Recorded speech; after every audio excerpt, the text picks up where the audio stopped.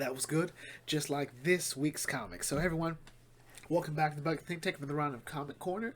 And, well, today we have a little something special. Actually, not that special. We didn't have enough books to really warrant Comic Corner for last week. So I was like, well, we only had one. Let's just wait because there was like three more books coming out next week. We'll just sort of compress them all into one. Luckily, that gave us room for the Pinocchio video. So anyway, our first book is Shazam issue 3. And honestly, this story is...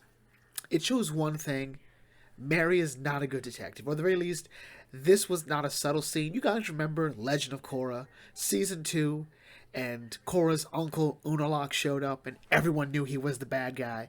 At times, there's always a bad guy moment where you're just like, red flag, red flag.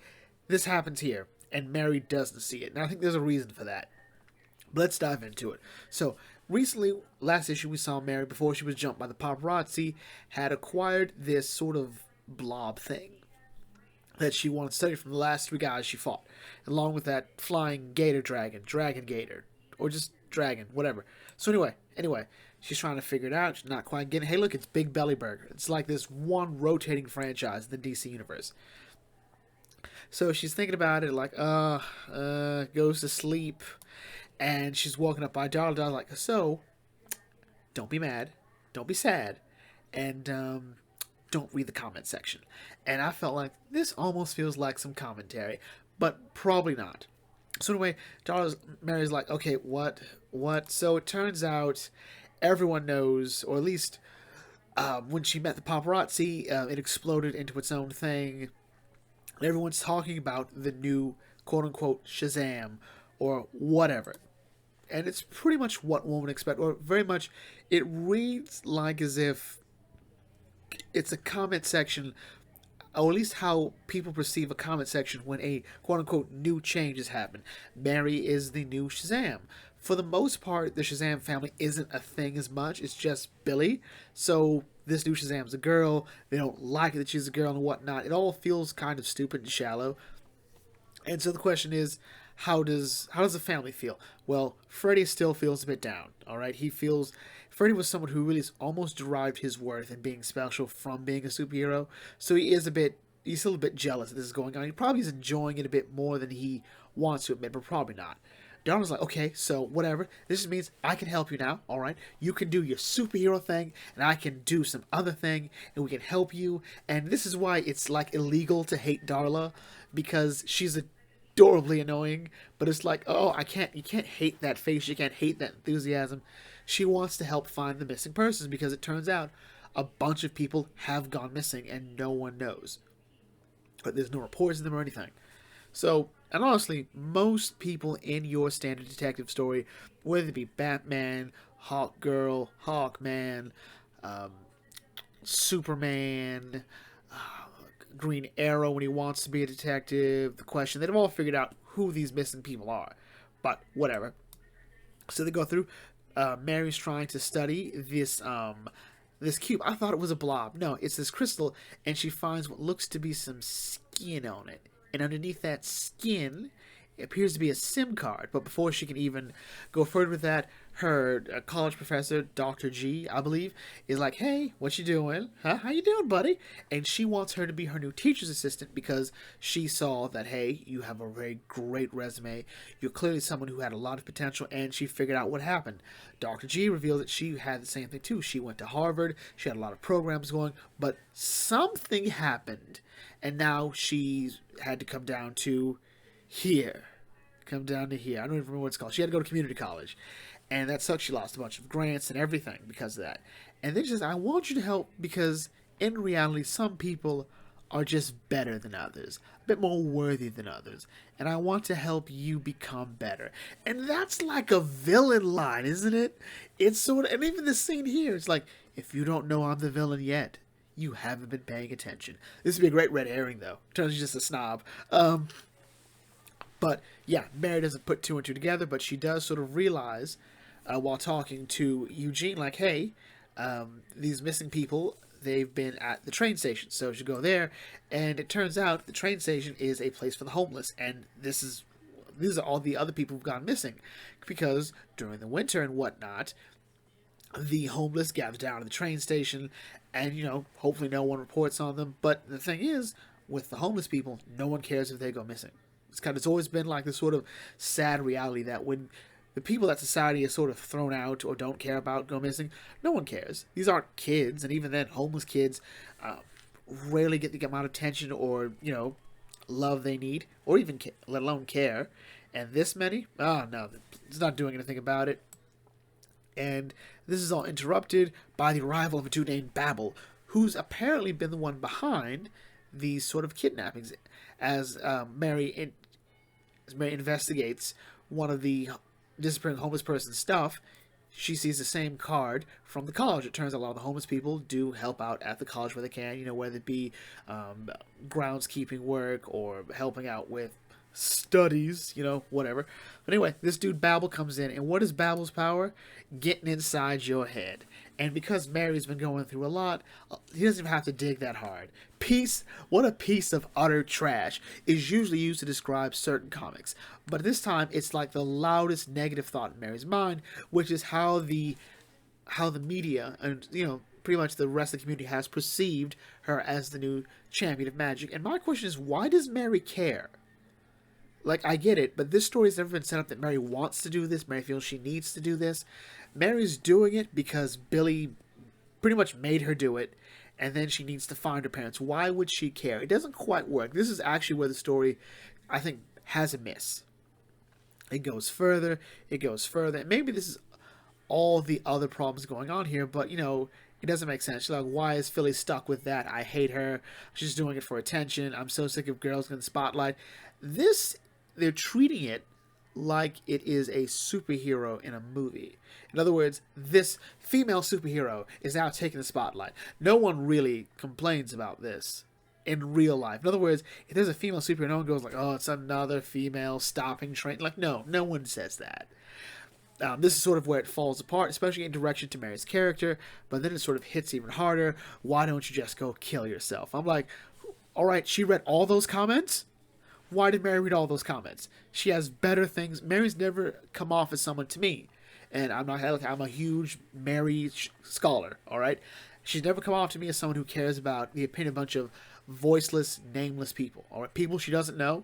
No. She knows her worth, all right? You don't get into Vassar, all right, by really caring what other people think of you. But anyway, she's able to fight her way or force her way out of Babel's power, and she figures he's walking on the same sort of power cell that the other one's working on, so she punches it, but it causes her to go all woozy and fall down, and Babel gets away, because, it didn't quite make sense. But Mary's sort of frustrated. She comes home. Darla seems to have, found something out. She's like, well, I'm going to help you out. Mary's like, I'm not hearing it. You're not helping me. And Mary just sort of lets it all out. She didn't want this. She didn't want to have to go through this. She had all set for this new life at Vassar and, whole life, new identity for herself. And she said she never wanted to come back here. She never wanted to come back to her family. And Darla, the youngest foster child by default, does not take this well. And so she runs off to her room.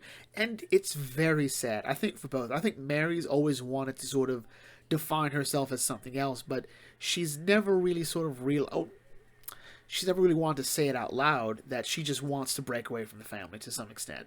She wants to find her own identity. And I think she never meant it to, be that bad. Maybe she would have come back, but, maybe that first year at Vassar, I miss my family, so, she has a better relationship with them. She'd come over every semester, every, summer, every break, whatever. But anyway, Mary's like, oh, crap. But anyway, while she's trying to figure it out, I'll make it up 2 in the morning, we're all in a bad spot right now, she puts the SIM card in her phone, and she finds out that the people who've got that, the guy that was missing received text messages from the school about certain dates, and those dates fall into Dr. G's program. And she goes, oh crap. She's getting up to go, but then here comes Pedro and Eugene and Freddie. I'm like, hey, you're all in the house finally. What happened? Darla's gone, and we gotta find Darla. And Mary's like, I know where Darla's gone, because I've been terrible. And there's a giant gator behind Darla. So that's how the comic ends, and we'll see the conclusion next issue. Shazam issue 4, the new champion of Shazam, is all right. I think at some point Mary was going to have that breakdown, and I think the person who it was appropriate to have it with was Darla, because she could find a reason to be mad at Freddy. Same with Pedro. Same with Eugene. Darla's done nothing wrong, but just want to, help and be a member of the family. She's the only one actually trying to contribute to what Mary wants to do. But Mary is like, I didn't want to be here. I didn't want to be part of this at all. She didn't want to be a superhero. She'd have given it to Freddy, to Pedro, to Eugene. Hell, she might have given it to Darla, if she could. But Billy dragged her back in. So, yeah. And now it's all finally coming to head. And I wonder if the next issue is going to have a real discussion about the parallels between her and Dr. G. I think that would be an interesting look. Because ultimately, Dr. G is sort of presented as someone that Mary wants to be, like this very accomplished, very intelligent woman who's, understands who she is, has reached her potential, but as Dr. G points out, she never really got to reach her full potential because of something that happened. So, who knows? Who knows? Overall, though, really fun story. Next is Batman issue 129, Failsafe. All right, so we'll continue the Failsafe story. So if you recall, this robot has been running rampant all of Batman's hopes and dreams. All right, remember, Failsafe is a creation of Batman to stop himself and anyone that would help him stop himself, anyone that would protect him. So yeah, he's had every answer to the Bat family, to the Justice League. There is nothing that can't be done. So anyway, Batman realizes that Failsafe is in control of Gotham City and is trying to put out a signal to Batman, like, look, dude, you gotta come down here, all right? I ain't leaving this city until you come down here, all right? So what next? So Batman explains that Failsafe was created in his hubris under the persona of Batman Zur-En-Arrh to stop him if he ever crossed the line, hence him killing Penguin. So Penguin inadvertently caused this. But Batman also reveals that the only person that could stop Failsafe, the only in-system function to stop Failsafe, was Alfred. Alfred, who could say, yeah, this was a mistake, or, he doesn't need to die. He trusted Alfred to be able to say, hey, you know what, he hasn't crossed the line, or he has crossed the line, he needs to be put down. But Alfred's still dead. Fix that. Dark Crisis. Do it. Or whatever you think is best. I don't know, whatever. Fix it, DC, all right? So, the question is, what next? It'll only be a matter of time before Failsafe realizes, hey, he's in Atlantis, alright? So, what are we going to do? What we're going to do is like, well, I don't know. But then he realizes he has to sort of stop trying to rely on friends and allies. He has to sort of detach himself from that. Ultimately, what's interesting is Batman is trying to find a middle ground between the extreme Zur-En-Arrh, which is pure Batman, and the Bruce Wayne who functions Batman, which has always been what I've always said. The idea that Batman is the real face, to me, is just a huge misunderstanding of the character. And granted, pretty much everyone who's ever written for Batman has always said that, but I disagree. Because really the person, Batman is just the ideals of Bruce Wayne, alright? There's a reason Batman doesn't kill. That's not it's not an ingrained rule into Batman. Bruce Wayne put that in. There's a reason he goes through the city and does what he does. It's because Bruce Wayne wants that to be done. Alright? There's a reason he's so focused. Alright? That is Bruce. Everything that you like about Batman, for the most part, is Bruce Wayne. If you look at Bruce just the playboy, then yeah, that's the right way to look at it. But anyway, we're rambling. So, meanwhile, in Gotham City, Failsafe has the entire Bat family hung upside down like a bunch of wild dogs, and has Oracle strapped to a chair. There's someone's fantasy all over again. Bruce Timm, you're at it again. And he's has Oracle running projections and whatnot. Like, okay, so how much of this do I have of the city? Like, I've got control of it. And the Failsafe goes all these calculations, right? Here's what Batman's going to do next. What are the odds of him doing this? Odds of doing this. Odds of doing this. And I was like, Batman's going to come back and kick your ass. He's like, highly unlikely. Don't you know who I am? I'm the Failsafe. Da-da-da. I don't know. I'm sorry. And he's like, oh, I know where he is. There's a good bet he's in Atlantis. He knows I wouldn't think to look there. Because no one goes to Aquaman's book anymore. Thanks, Kelly Sue DeConnick. Anyway, so, lo and behold, Aquaman is gathering all the forces ready to help protect Batman. And one guy's like, why the hell are we doing this for Batman? I don't know this guy. Just some human. And you're not even our king anymore. We should probably fix that, by the way. Just make him king again. Like, why are we listening to you to protect this guy? Aquaman just goes, so I have a question. How many times has Batman saved this planet? And honestly, I didn't know that either. I was like, it's like 5? Like, we would think it, I'm like thinking like he himself has saved the planet. So I'm thinking maybe 5, 6 on a good day, maybe 10.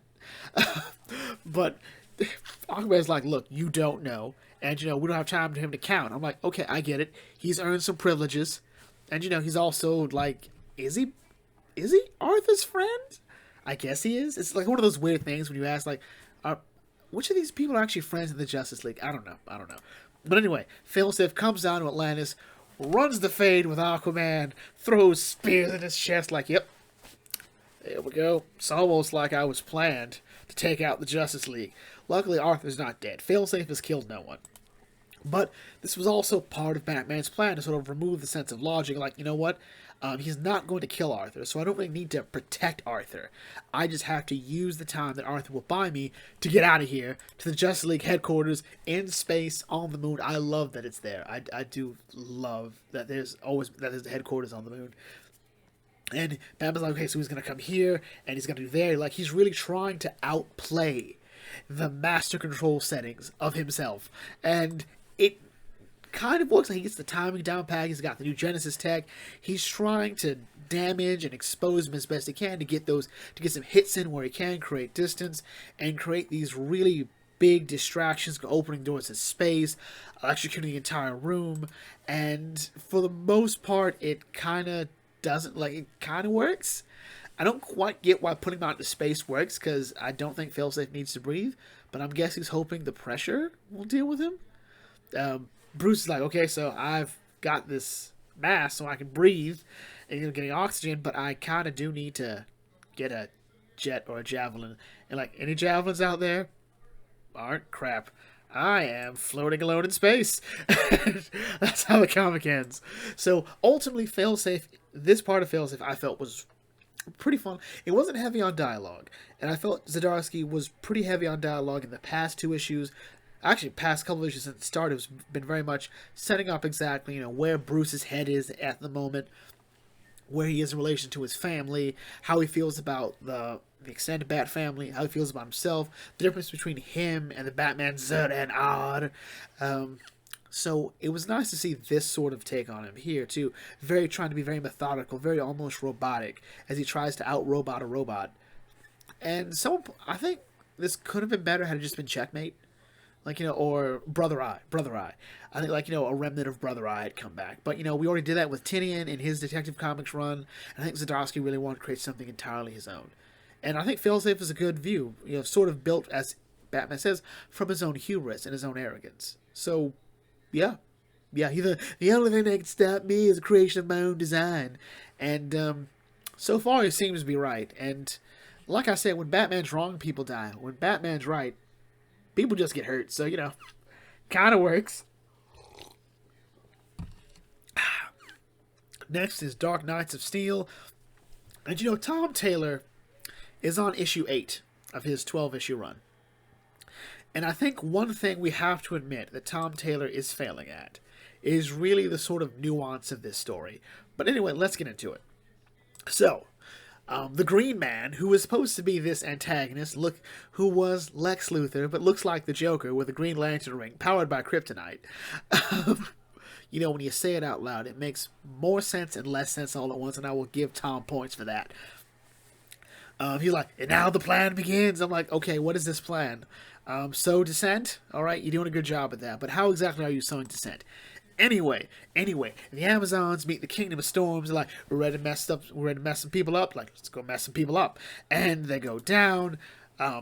Constantine is hiding this thing in the Palanquin from everybody. Lois comes like, we are supposed to, be advisors. We're supposed to help see beyond the obvious solutions and find better solutions. And she's like, something about this doesn't feel right. They feel like they're being guided in by something. And Constantine doesn't kind of want to admit this is his fault to an extent. He saw a vision and said, I need to tell people about this vision. And that's what led to this. And as it said, as Archmaester Marwyn said in A Song of Ice and Fire, prophecy will bite your dick off. Alright? It just will. Alright? This entire thing is because of a prophecy that they have created. Alright? The death of Jor-El has led to all of this stuff happening.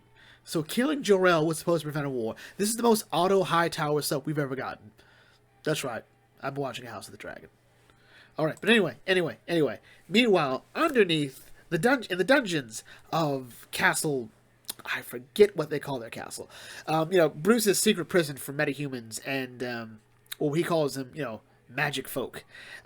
Green Arrow and Black Canary, or, Dinah and Oliver, as they're called now, are flirting, because, no matter what universe, they will find a way to flirt, which means it's probably a universe, no matter what universe, he'll find a way to cheat on her. So there's that. And, Oliver's like, yeah, so I kind of helped kill the king, King Jor-El. So that's why I'm down here. You're down here because Batman thinks you're a banshee. It's not an unfair assessment, Dinah. I'm just saying. So, meanwhile, in Hob Forest, Waller and Harley go to meet with, the armies of Storms and Amazons. Like, hey, let's try diplomacy. Let's talk this out. Let's try to get you to, go away. Try to not have this to a war. And this is the dumbest approach in diplomacy ever, because by default, they both think, all right, bare minimum, the Kingdom of Storms believes that the members of the House of El are responsible for the deaths of two of their own. All right, they believe that they're responsible for the death of the king and queen. All right, of the king and the crown prince. So what? If you don't have an answer to that, there's no reason to not go to war. All right, they believe they've been horribly wronged, and injustice has happened. War has been declared. You can't just go assassinate a monarch and not expect it to go to war. Whether or not the House of El has been unable to prove that the Kingdom of Storms is responsible for the death of Jor-El is irrelevant. They know, witnesses have seen members of the House of El killing members of the royal family of Storm. So, what is this? Harley and Walter's like, don't do this, it's just wrong. And Constantine's like, why aren't you killing them as they walk away? And she's, the queen is like, they came peace, they're messengers, you don't do it. Constantine's like, the hell, I'm not doing it. But then Ivy comes in and does this. And you really have to think, there's no interesting nuance to this. This has happened before in different stories. I think the one I want to talk about here is Basilisk. So in Basilisk, the two warring factions, two warring families, bring grievances toward each other. They each call each other murderers. All right. Hotarubi calls Simon a murderer. All right. Because they killed her lover. All right. But Simon points out, you called me a murderer. You bragged about killing my sister. All right. So it's wrong on both sides. The problem is this sword doesn't want to do that. But whatever. Harley and Ivy make out, because of course they do. It's the laziest thing you can ever do with these two characters. And Ivy does work some magic, but the Green Man's like, they're ruining the plan. And he goes in and he either kills or knocks out Ivy. So boop, boop, ba-doop, we go on about our day. Meanwhile, in the House of El, in the Chambers of El, they're coming. And Laura's like, well, I guess I'll go out there and let them know what's what. And Walt's like, no, don't. All right, you're our queen. We have an army. I'm like, well, if she can end this war by putting out the fists, like let's do it. You're like, no. Let our people fight and die for you. I'm like, well, that kind of defeats the point of me being a superhero, basically a god to you people. If your god won't defend you, who will? But anyway, Waller has Deadshot lead the archers, because of course he does. I mean, he has to do something in this world. It's actually my favorite bit in this book about where certain people fit in, and it makes sense, but whatever. Before they can fire, Diana and Zala go in like, hey, let's try to talk about it. Let's use diplomacy. Meanwhile, as they're going through, Jacob, is being told by Constantine, like, look, see, look, that's Zala. That's Zala. What did you say you'd do before she killed you? That I'd fill her lungs with water, with rainwater. And lo and behold, oh, that has to be frightening to just drown like that. Because that's basically what's happening. She's drowning. Whether or not Kryptonians need to breathe is highly debatable, depending on the story. Sometimes they do, sometimes they don't. Also, by default, she probably thinks she does need to breathe. So that's an interesting idea. But anyway, Lara shows up, looking all kinds of not like the good guy. And, she interrupts everything, breaks Jacob's concentration. And Hippolyta's like, so what you need to do is turn yourself in, and we can all end this. All right?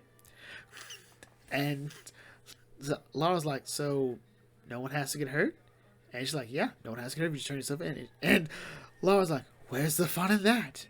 And she goes heat vision and kills Hippolyta right in front of Diana. And that's how the comic ends. So, yes, what is going on here? So I think we can sort of maybe piece together that the Green Man is behind this. Like, the Green Man has turned himself into Zala, turned himself into Lara, and even Jor-El, and has killed these people. Presumably.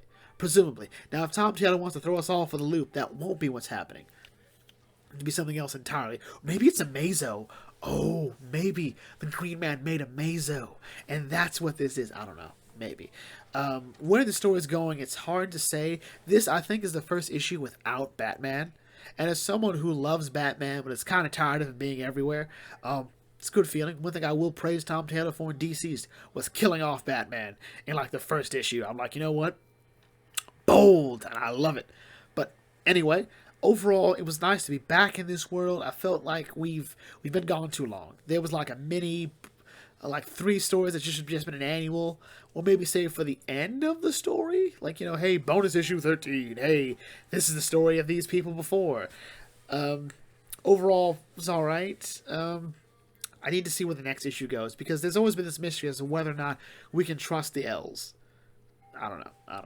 And finally, the best book of last week, because once again, that's why he's the GOAT. The GOAT! Well, right now, because the competition is pretty weak, but he's doing a great job regardless. Batman White Knight, I forgot what issue this is, issue 6. Alright, so this story opens up, as you do, picking up where we left off. And we're not going to go as in-depth on this one, because I realize Sean Gordon Murphy writes a lot, and I just don't have time for it to go over. So anyway, Batman and Harley, Bruce and Harley wake up. If you recall, Jack Napier took over Bruce's body because he was having a panic attack, and when he'd gone to Harley, and Jack Napier kind of spilled his guts to Harley one last time, and Harley thought that it was, hey, Bruce, and they sort of confessed, and I'm not sure if they did bump uglies or didn't bump uglies. It's hard to say. Maybe they just lovingly embraced like a classic 1950s movie. Who knows? Old black and white, the camera pans off to the side, because you know what they're doing. But, doubt it. Then Harley reveals, hey, Jack told me the truth, that, he's not really there. He's like a chip in Bruce's head. That conversation had to be so weird. But Bruce is like, so I understand how a relationship works. I'm sorry that I left you alone. I thought that was the best possible solution. And you're like, I get why this happens. It's not love. It's trauma. We've both been ruined by the Joker. We're both 2 broken people, and that's how we sort of came together. It's not healthy, though. And that is true. Trauma bonding is probably not the healthiest way to form a relationship. It's a great way to meet, presumably, but you have to go past that. And Harley's like, I'm not buying it. I'm not buying it. All right, and she believes that he's putting all this like this wall to separate, because he's always believed he has to be alone. He has to do this by himself. He has a very negative perception of Batman, that he's done more harm than good, that there was a better way to do this, and Batman is a failed experiment. Which, I think that's unfair, but as I've always said, no one is a harsher critic of Batman than Bruce Wayne. So this makes sense. But Harley points out, if you really want to fix things and move forward, to quote Uncle Iroh, it's time you start looking inward and asking yourself the big questions. All right? Who are you? What do you want? Who do you want? And the question he has to ask himself, like he has to forgive himself for not being perfect. All right, yeah, being Batman was an impossible task. You did the best you could. Or maybe you made things worse. Maybe you made things better. Most stories, it is revealed he's made a difference, but it might not be the bigger difference he wants, which is technically a way to look at Zack Snyder's Batman. That because he was not getting the wins, and that was realistic, he'd become more jaded and less cavalier about holding these old rules because it wasn't working, and he kept losing. But anyway, moving on. Enough defending Zack Snyder. So really great scene. It's actually one of my favorite scenes. Bruce comes in and he laments. Then we cut to the GTFO headquarters where Dick and Jason going at it. And I do love that this has somehow worked because Sean Gore Murphy has mentioned that it was a mistake that Jason was the first Robin. When they mentioned that, they were like, no, let's roll with it. Let's do it. Everything still happens. It's just that Jason was first. And Jason points out that Dick Grayson has perverted everything Robin stood for.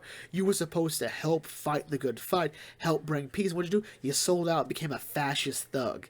And Dick Grayson's like, look, dude, I'm a dad now, and I've done what is necessary to bring peace, freedom, justice, and stability to my new empire. I think I definitely butchered that Star Wars quote.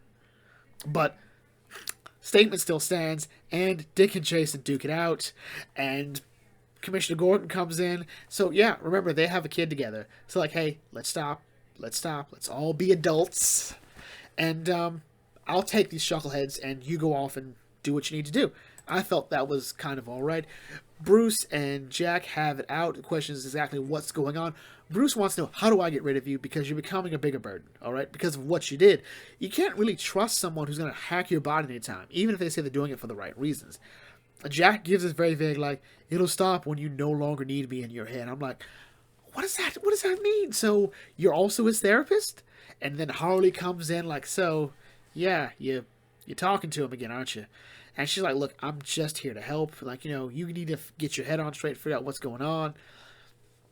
And she points out that she's doing what a good wife does, keeps her husband in line, and they hug. It's hard to think that these two wouldn't become this couple. Like I've always said, Batman was Harley's bad boy, and now at the end of it all, they sort of just fit. But anyway, while Dick Grayson goes to pick his son up from school, because of course he did, Batman gives a run about Derek Powers, about what he's doing, and he's like, so, you're putting the suit on again. You got Robins again. What's going on here? And it's sort of issuing the problem of Batman, all right, and what he's doing. And in reality, the conversation the two of them have is, I think, a really fitting one for the story, because Bruce is really talking about the fact that, Dick Grayson was in a very privileged position when he became Robin. All right, Bruce and Jason, never really got to be that duo. All right, they never got to be kids. Jason grew up on the streets. Bruce's childhood ended when he was 7. All right, he had a whole bunch of other stuff to do. He committed his life to fighting crime as Batman. All right, his adolescent years didn't get to work out, and Bruce really wanted to make it so that Dick didn't have to do that. All right, so when he brought Batgirl in, and he was open with their identities. Like, look, I knew you were dating Barbara Gordon. I knew she was Batgirl. I pushed you two together because I was hoping you two could have your own sense of life. And that's Bruce in a nutshell. That Bruce really wants people to not be him. All right? He wants people that don't seem to have the option of a normal life and say, I can at least give that life some purpose. Dick Grayson lived a normal life. It's actually why he's so well adjusted in most other stories. That, he was at a much better age when his parents died. And he had so many more memories and was so familiar with the concept, yeah, my parents could die. All right? He wasn't this young kid with this idealistic life. All right? Where, nothing could get him. But yeah, that's enough of that. So let's act like we didn't just horribly butcher this whole entire process. And it leads to a huge, sort of, not really a huge tear out, but some tears from Dick Grayson, because I think that's what he always wanted to hear. Always wanted, or it's hard to say where Dick Grayson's head is at this moment. I think he does realize he's gone down the wrong path. Like, he has sold his soul. But he's done it for the right reason. I think as long as his son was safe, he didn't care. But he also says, I want you to know it wasn't Bruce Wayne that brought us together. It was Batman. And I think that is sort of unhealthy too. Like, we can't give Bruce anything. Anyway, Jason and Gon have agreed to help out Barbara Gordon when it comes to finding Batman, as well as the Duke Thomas, who is still a great background Robin. Like, he's never going to be the Robin, but he'll be a great Robin in the background. And that's cool. That's cool. I do like that. Derek Powers has gotten his Blight appearance taken care of, so there's that. I know he's supposed to be a Batman Beyond villain, but he also reminds me of Toxus from Fern Gully.